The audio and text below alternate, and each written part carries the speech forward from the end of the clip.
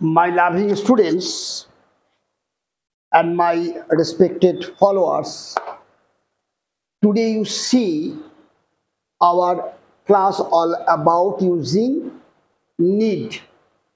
Okay, before starting this class, I would like to request you one thing. Whosoever follow my channel, please do it up to the end. Otherwise, topic wise, my discussion, you can't understand. I know কিছু কিছু video আমার একটু lengthy হয়ে যায়, কারণ ব্যাপারগুলো তো বোঝাতে হবে এবং তোমরা ভালো করে না বুঝলে তো আমার এই চ্যানেলটা ওপেন করার অর্থ থাকছে না। সেজন্য আমাকে বোঝানোর জন্য চ্যানেলগুলো মানে দ্যাট ইজ আমার ভিডিওগুলো কখনো কখনো একটু বড় হয়ে যাচ্ছে, কিন্তু তবু বলবো যারা তোমরা একটু ফলো করছো শেষ পর্যন্ত দেখো, না হলে টপিকগুলো বুঝতে পারবে না। আর তোমাদের বোঝানোর উদ্দেশ্যেই তো আমার এই চ্যানেলটা আমি শুরু করেছি, তা আমার চেষ্টাটা মিনিংলেস হয়ে যাচ্ছে। তো তোমরা একটু দেখো, আপ টু এন্ড তোমরা যাও, ব্যাপারগুলো ফিল করো, দেখবে ভালো লাগবে, অনেক কিছু শিখতে পারবে। ঠিক আছে ব্যাপারটা? তাহলে আজকের ক্লাস দেখো, আমরা নিড এটাকে আমরা কি ভার্ব জানি, এদেরকে আমরা মোডাল অক্সিলারি হিসাবে নিডকে আমরা পাই। তো নিডের একটা ক্যারেক্টার আছে, নিড কিন্তু তোমার মেন ভার্ব হিসাবেও ব্যবহার হয়, আবার মোডাল অক্সিলারি হিসাবেও ব্যবহার হয়। এখানে আমি লিখে রেখেছি, দেখো যে আমি কি বলছি, বাক্যে নিড একা যদি থাকে, মানে আর কোনো ভার্ব নেই, একটা সেন্টেন্সে নিড একা আছে, তাহলে তুমি বুঝবে নিড সেখানে মেন ভার্ব হিসাবে রয়েছে এবং তখন তোমার নিডকে অন্যান্য মেন ভার্বের সাথে তোমার যে ট্রিটমেন্ট থাকে, অর্থাৎ অন্যান্য মেন ভার্বকে তুমি যেভাবে ইউজ করো তখন নিডকে একইভাবে ইউজ করতে হবে। অর্থাৎ নিডের সাথে তখন তুমি এসও যুক্ত করতে পারবে, নিডের সাথে তার ভিটুতে ইডি বা ভিত্রিতে ইডিও যোগ করতে পারবে। অর্থাৎ তখন এই যে নিড এই ভার্বটির সাথে এস যোগ করতে পারবে প্রয়োজনে, আবার ইডিও যোগ করতে পারবে প্রয়োজনে, অন্যান্য মেন ভার্বে যেভাবে তোমরা যোগ করো প্রয়োজন অনুসারে। আবার বলা হয়েছে কি, যদি দেখো একটা বাক্যে লেখার সময়, বলার সময় বা পড়ে বোঝার সময় যে নিড ভার্বটা অন্য একটি ভার্বের আগে বসে আছে, সেটা জেনারেলি হবে কোথায় জানো? ইন্টারোগেটিভ সেন্টেন্স, নেগেটিভ সেন্টেন্স এবং পারফেক্ট টেন্সে যে সেন্টেন্সগুলো আছে সেই সব, এই তিনটা কেসে তুমি দেখবে নিড কোনো একটা মেন ভার্বের আগে বসে আছে, তখন সেই নিডটা তোমার কাছে হেল্পিং ভার্ব হবে এবং তখন নিডের সাথে তুমি এসও যুক্ত করতে পারবে না এবং ইডিও যুক্ত করতে পারবে না। ক্লিয়ার ব্যাপারটা? এটা নিড ব্যবহারের একটা বিশেষ বৈশিষ্ট্য যেটা তোমাদের মনে রাখতে হবে। এবং এর উপরে এই যে আমি 1 নম্বর আর 2 নম্বরের আলোচনাটা করলাম, এই 1 নম্বর 2 নম্বরের উপরে দেখবে তোমাদের সেন্টেন্স এরর আসবে এবং বিভিন্ন পরীক্ষায় এই দুটোর উপরে কিন্তু প্রশ্ন সেট হবে। ক্লিয়ার ব্যাপারটা? কিভাবে প্রশ্নটা সেট হবে? সাবজেক্ট দিয়ে দিল, নিড হেল্পিং ভার্ব হিসেবে ব্যবহার করে তার সাথে এস যুক্ত করে দিল। কিন্তু আমরা কি শিখলাম যে নিড যখন হেল্পিং ভার্ব অর্থাৎ কোনো একটা ভার্বের আগে সে বসেছে, তখন কিন্তু নিড যেহেতু সেখানে হেল্পিং ভার্ব হিসেবে কাজ করবে, তখন সেখানে নিডের সাথে এস বা ইডি যুক্ত করতে পারবে না। যখন নিডকে একা পাবে বাক্যে, তখন নিড মেন ভার্ব হিসাবে কাজ করছে, তখন তুমি তোমার প্রয়োজন অনুসারে নিডের সাথে এস অথবা ইডি প্রয়োজন অনুসারে যুক্ত করতে পারবে। এটা হচ্ছে নিড ব্যবহারের প্রথম বৈশিষ্ট্য। ক্লিয়ার? এখানে আমি লিখে রেখেছি, দেখো এখানটায় আমি একটা এক্সাম্পল লিখেছি, দেখো শি নিডস হেল্প, সে সাহায্য প্রয়োজন অনুভব করে বা তার দরকার সাহায্য, দরকার বা প্রয়োজন অর্থে আমরা নিড ব্যবহার করি। এখানে লিখে রেখেছি বাংলা বাক্যে উচিত বা বাংলা বাক্যে দরকার বা প্রয়োজন,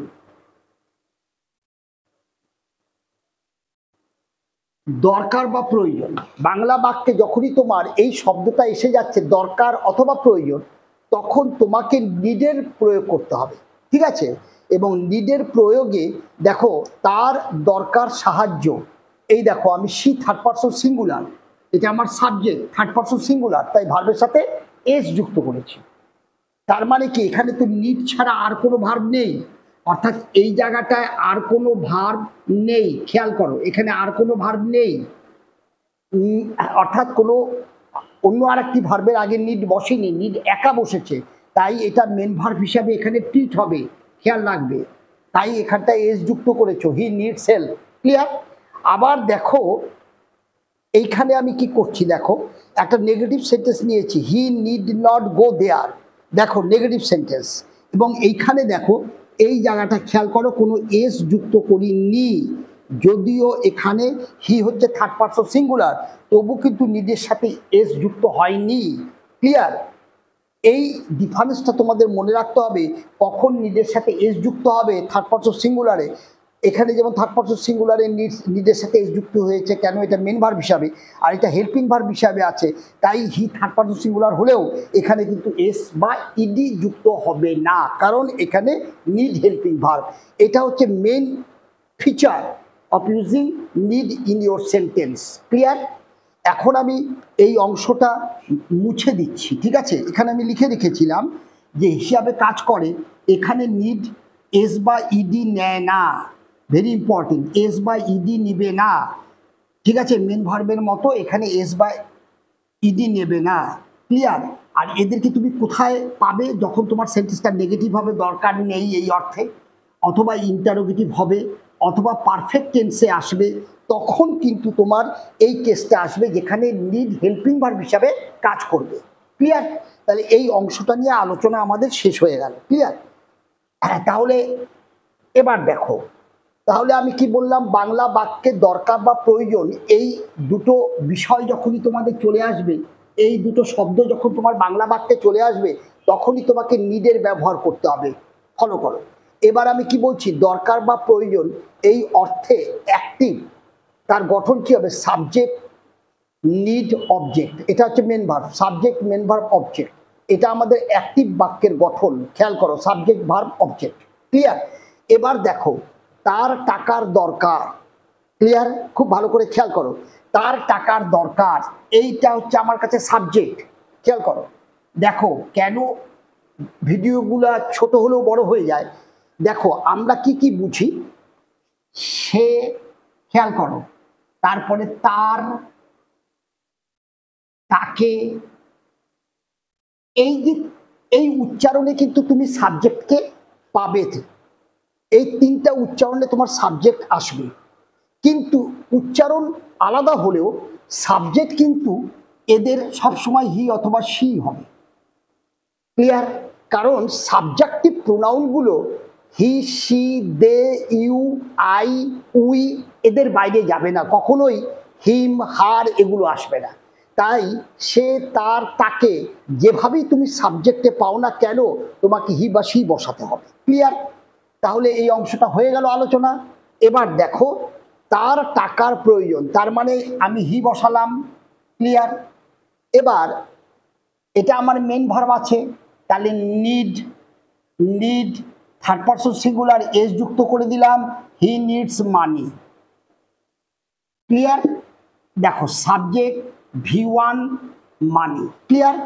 তাহলে তার টাকার দরকার, এটা হচ্ছে সিম্পল প্রেজেন্টে, প্রেজেন্ট টেন্সে আছে, তার টাকার দরকার। ক্লিয়ার ব্যাপারটা? মানে তার টাকার দরকার, অর্থাৎ সে টাকার প্রয়োজন অনুভব করে, এই উচ্চারণে, তাই সিম্পল প্রেজেন্ট অ্যাক্টিভে আমি লিখলাম। ক্লিয়ার? পরে দেখো তার টাকার দরকার নেই, এটা কি নাবাচক করব, তাহলে আমি হি করলাম। এবার নিডসকে ভাঙলে আমরা কি কি পাচ্ছি, দেখো যেহেতু এস আছে তাহলে এখানে ডাস চলে আসবে, এগুলো আগে আমার ক্লাসে আলোচনা করা আছে। এবার দেখো নিড, ঠিক আছে, সরি এখানে নট করে দাও, নট করে দাও। আমরা জানি নাবাচক নট হেল্পিং ভার্বের পরে বসে, তাই আমাকে এখানে হেল্পিং ভার্ব নিডস থেকে এসকে ভেঙে হেল্পিং ভার্ব আনতে হলো। He does not need, he does not need money. Clear?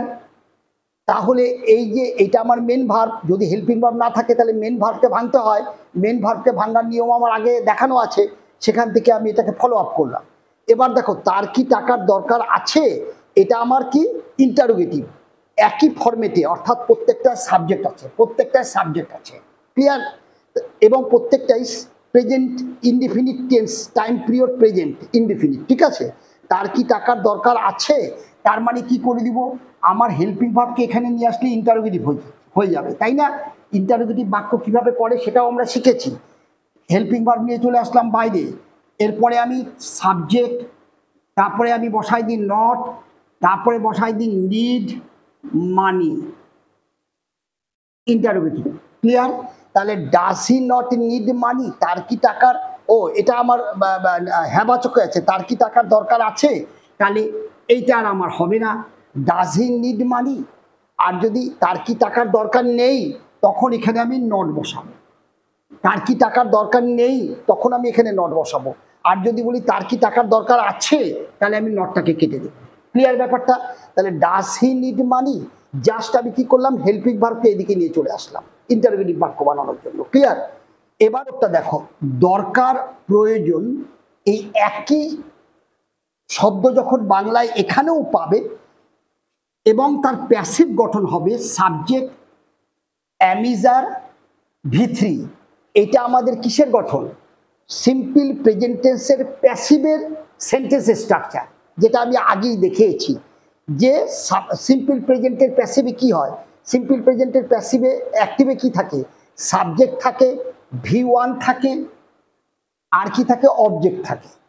আর আমি যখন প্যাসিভ করব তখন এই জায়গাটায় কি হয়ে যাবে, অ্যামিজারের একটি হবে, আর এখানে যে ভার্ব হবে তার পাস্ট পার্টিসিপল ফর্ম ভি3 হয়ে যাবে, এটা আমরা আগেই শিখেছি।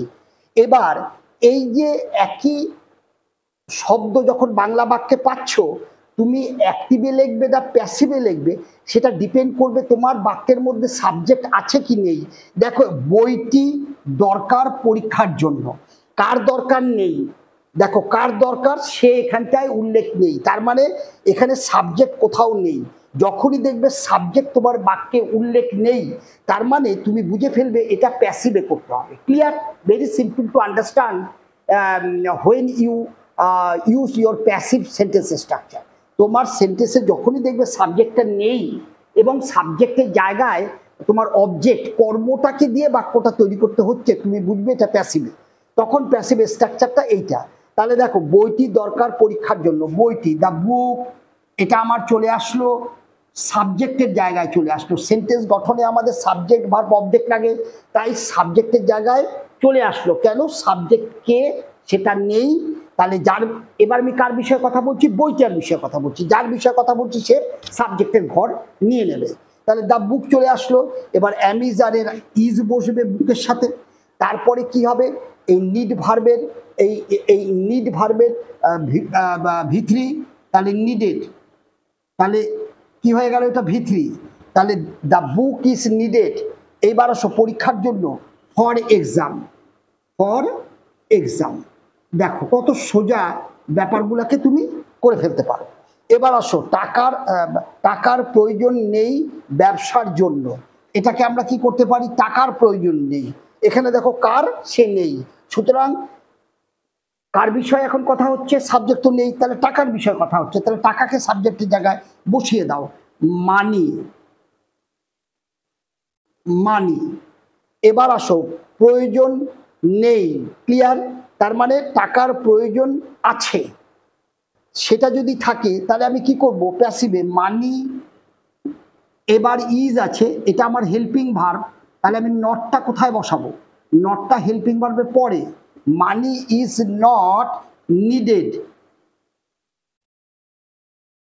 এটা ভি3, money is not needed for business, ব্যবসার জন্য, ক্লিয়ার? তাহলে money is not needed for business. এবার চলো, টাকার কি প্রয়োজন আছে, এইবার আমি এটাকেই আমি ইন্টারোগেটিভ করব, তাহলে আমি কি করব, হেল্পিং ভার্বকে বাইরে নিয়ে চলে আসবো, ইজ মানি নিডেড V3।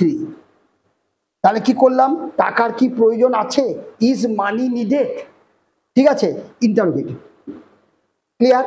তাহলে এইভাবে তুমি কখন অ্যাক্টিভ স্ট্রাকচার নেবে, সেটা দেখতে কেমন হবে, এবং বাক্যের গঠন কি থাকলে তুমি অ্যাক্টিভ করবে। যেমন তার তার তার সাবজেক্ট আমি ইউজ করে দিয়েছি, এইখানটায় সাবজেক্ট নেই কিন্তু একই কথা আছে, দরকার প্রয়োজন, এখানেও দরকার প্রয়োজন। এগুলা যখন তুমি তুমি বাংলা বাক্যে পাবে, কখন সাবজেক্ট আছে তখন তার স্ট্রাকচার কি হবে, যখন সাবজেক্ট থাকবে না তখন প্যাসিভে তার স্ট্রাকচার কি হবে, কিভাবে বাক্য গঠন করবে, আমি কয়েকটা এক্সাম্পল নিয়ে করালাম। তবে নিডের উপরে আমাদের আলোচনা নেক্সট ক্লাসেও চলবে, যে নিড কত রকমভাবে ব্যবহার হতে পারে, তোমাদের কোন ধরনের বাক্য মানে লিখতে গিয়ে কিভাবে নিডকে ব্যবহার করবে, অর্থাৎ বাংলা বাক্যে এই দরকার বা প্রয়োজন সেটা কিভাবে তোমার কাছে এসে দাঁড়াচ্ছে, সেই অনুযায়ী নিডের কোন কোন ফর্ম কিভাবে ইউজ করবে, সেটা আমার নেক্সট ক্লাসে দেখাবো। যেমন আজকের ক্লাস এখানে আমি দেখালাম। ক্লিয়ার ব্যাপারটা? Thank you. আশা করি তোমাদের কাছে একটু ক্লিয়ার হয়েছে। আমি আর বড় করছি না, আবার বলছি সম্পূর্ণ দেখবে, তাহলে দেখবে ইন্টারেস্ট আস্তে আস্তে তোমাদের মধ্যে গ্রো করবে, ঠিক আছে। আর টোটাল ক্লাসগুলো না দেখলে কিছু বুঝতে পারবে না, অল্প একটু দেখলে ক্লাসগুলো বুঝতে পারবে না। টোটাল ফলো করো, দেখবো ক্লাসগুলো করার পর দেখবে তোমরা অনেক কিছু জেনে ফেলেছো। Okay, thank you for today, stay well.